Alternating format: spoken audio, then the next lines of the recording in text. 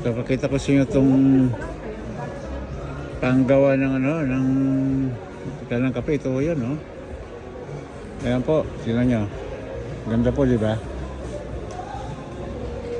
Ayan. Mahilig kayo sa mga pinggan. Ito po. Ganda pong klase po ito. Kompleto ho ito. Kompleto. Magandang klase. Microwavable pa po. Ayan, no? Kompleto set niya po. Ito mga gamit ng bahay po. So ako sa kabila. Tingnan nyo po.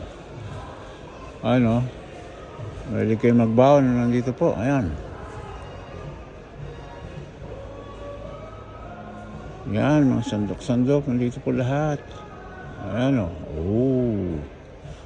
Wow. Masyado mamahalin itong kutsilyo na ito.